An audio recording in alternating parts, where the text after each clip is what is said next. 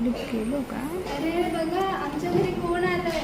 आमच्या घरी लक्ष्मी आली आहे. लक्ष्मी. अरे हो हा मी बाबांना बोलून आणतो. बाबा आपल्या लक्ष्मी जन्माला आली आहे. अरे वा किती गोंडस बाळ आहे हे. पण हे खूप बारीक आहे. ह्याला आपण मध चाटायला दिलं पाहिजे. मला तर डॉक्टरांनी सांगितलंय की बाळाच्या जन्मापासून ते 6 महिन्यांपर्यंत बाळाला आईचं दूधच दिलं पाहिजे. अगं सुनबाई, पण आम्ही आहोत की तुझे जुने डॉक्टर. आम्ही सुद्धा आमच्या मुलांना मदत चाटायला दिले होते. म्हणूनच तर हे असे. पण आम्ही तर बाळाला मदत चाटायला देतो. जाऊन आपण बाबाची वाट घालूया.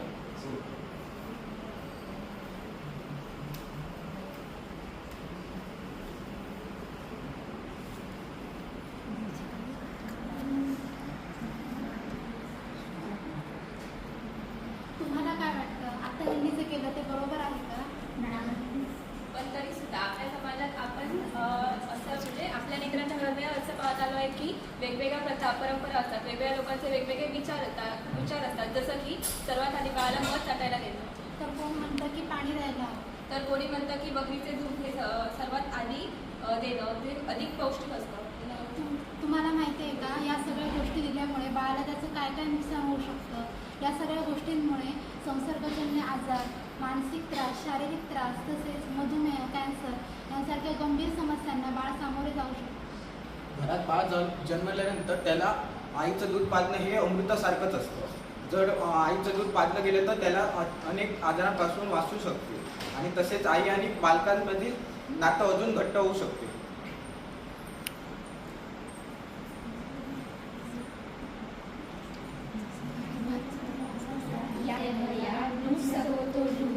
बाद में पछताओगे भैया जब समय जाएगा झूठ.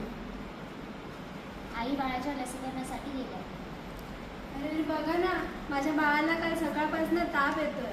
तू तुझ्या बाळाला दूध पाजत नाही का? नाही, जेव्हा येतं तेव्हा पाजते, जेव्हा येत नाही तेव्हा नाही पाजत. काय बाळाला दूध पाजत नाही? मी तर माझ्या बाळाला वेळेवर दूध पाजते. बघा बघा जंतू आले. दे को कीटाणू आया. मैं हूँ कीटाणू. आजार पसरवतो मी. जिथे अस्वच्छता असते तिथे राहतो मी.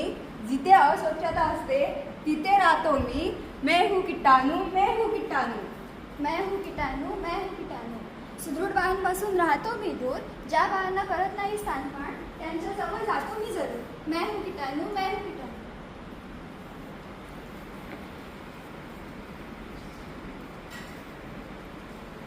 अगं तुझं बाळ किती वीक दिसतं, किती अशक्त दिसतं. किती महिन्याचं आहे? 3 महिन्यांचे. अगं 3 महिन्याच्या हिशोबाने ते खूपच लहान आणि अशक्त दिसतं. तुला त्याला वेळेवरती दूध पाजायला हवं. हो स्तनपान गरजेचे आहे. त्याचबरोबर तुला तुझ्या आणि बाळाच्या स्वच्छतेची पण काळजी घ्यायची. स्तनपानाच्या आधी हात धुणे गरजेचे असते. पहिला आपल्या हातावरती पुरेसं पाणी द्या. पुरेशा पाण्याने त्या हात आपण ओले करून घ्या. त्यानंतर त्याच्यावरती साबण घ्या. साबण घेतल्यानंतर आपले दोन्ही हात तळहात एकमेकांवरती घासा. त्यानंतर एका हाताच्या तळहात आणि दुसऱ्या हाताच्या बोटांच्या वरती ठेवून ते चोळा. हे दोन्ही बाजूंनी करा. मग आपले हात एकमेकांना परत एकदा घासा. 20 सेकंद घासा. त्यानंतर पुरेसे पाणी घेऊन आपले हात साबणाचे पाणी धुवून घ्या. त्यानंतर आपले हात कोरडे करून घ्या. जसं की आपण आता बघितलं की बाळाला सुरुवातीच्या काळामध्ये स्तनपान करणे किती गरजेचे आहे. जर तुमच्या मनामध्ये प्रश्न असेल की जर आईला दूधच येत नसेल तर काय करायचं, तर अशा वेळी जवळच्या रुग्णालयामध्ये जाऊन डॉक्टरांचा सल्ला घेणे गरजेचे आहे. जसे की आता आपण बघणार आहोत की बाळाचे आई वडील किती जागरूकतेने रुग्णालयामध्ये सल्ला घेण्यासाठी आले. आई वडील बाळाला रुग्णालयात घेऊन गेले. डॉक्टर बघा ना, तुमचं बाळ आजारी पडलंय. बघू जरा, किती महिन्यांचं बाळ आहे? 3 महिन्यांचं बाळ. तुम्ही याला दररोज वेळेवर दूध पाजता का? जेव्हा येतं तेव्हा देते, जेव्हा येत नाही तेव्हा नाही देत. काय स्तनपान करत नाही?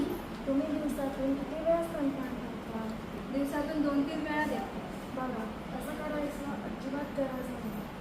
कारण बाळाला दिवसातून 2-3 तासांनंतर दूध पाजणे हे खूप गरजेचे आहे. पण मी रात्रीची दमून झोपते, मग मी काय करू? बघा, रात्रीचं दूध पाजणं हे खूप जास्त गरजेचं आहे बाळाला.